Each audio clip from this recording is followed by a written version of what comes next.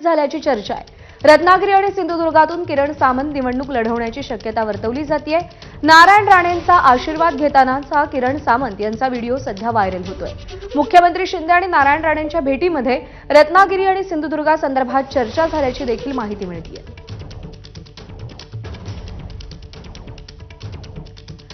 तर किरण सामंत यांच्या उमेदवारीची गेल्या अनेक दिवसांपासून चर्चा होती। सातत्याने दावा केला जात होता की उद्योगमंत्री उदय सामंत यांचे बंधू किरण सामंत यांना लोकसभेची उमेदवारी मिळू शकते आणि आता या शक्यतांना बळ आलेलं आहे। त्याला कारण ठरलाय हा व्हायरल झालेला व्हिडिओ।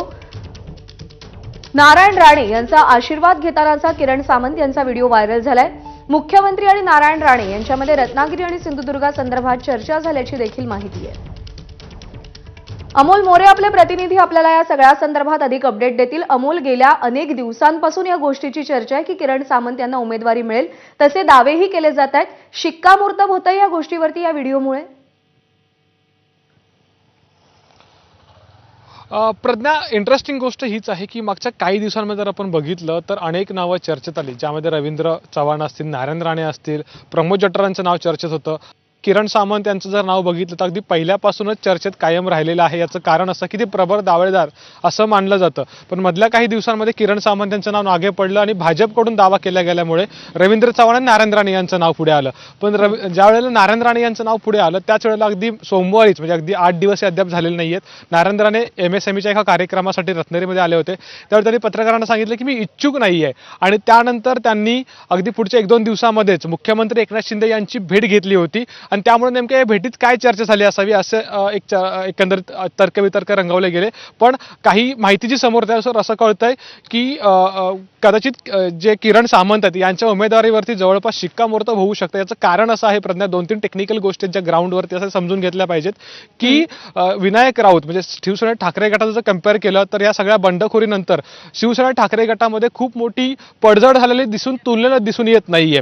अशा वेळेला विनायक राऊत यांच्यासमोर जर प्रबळ दावेदार म्हणायचं झालं तर कोण? नारायण राणे यांची प्रकृती अस्वस्थ आहे किंवा त्यांना काही वेळेला काही त्यांची तब्येत जी आहे ती त्यांना साथ देत नाहीये, त्याच्यामुळे त्यांचा जनसंपर्क जो आहे सध्याच्या घडीला हा रत्नागिरी जिल्ह्यातला जो तुलनेनं कमी प्रमाणात आहे। अशा वेळेला नारायण राणेंना हा प्रचार करणं, ह्या सगळ्या गोष्टी झेपवणं कितपत शक्य होईल ही एक शक्यता होती। त्याच वेळेला दुसरा जर गोष्ट बघायला गेली तर रत्नागिरी सिंधुदुर्ग या जिल्ह्यामध्ये शिवसेनेचं प्राबल्य आहे। अर्थात पडझड जरी झालेली नसली तरी शिवसेनेला मानणारा एक मोठा वर्ग आहे। अर्थात त्याची आकडेवारी निवडणुकीनंतर समोर येईल, कुठल्या शिवसेनेला लोक मानतायत, पण धनुष्यबाण जर का चिन्ह या ठिकाणावरून गायब झालं तर त्याचा फटका हा मोठ्या प्रमाणात महायुतीला बसेल अशी ही मोठी शक्यता आहे।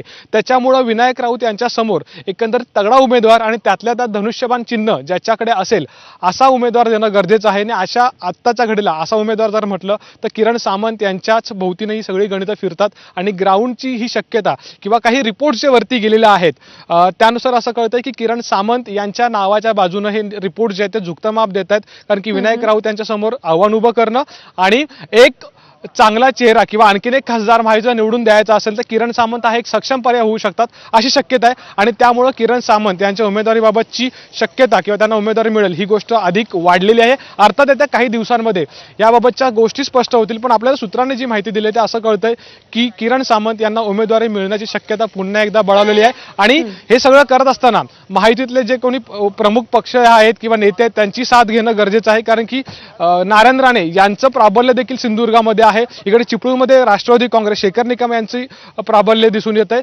त्यामुळे ही गणितं जुळल्यास किरण सामंत यांना इझी होईल आणि महायुतीचा या सगळ्या समीकरणांचा विचार करून मग पुढचा निर्णय घेतला जाईल। अमोल, धन्यवाद दिलेल्या माहितीसाठी। आणि यानंतर थेट पुण्यामध्ये जाऊयात, खासदार सुप्रिया सुळे सध्या बोलतायत आणि महाराष्ट्र सरकारला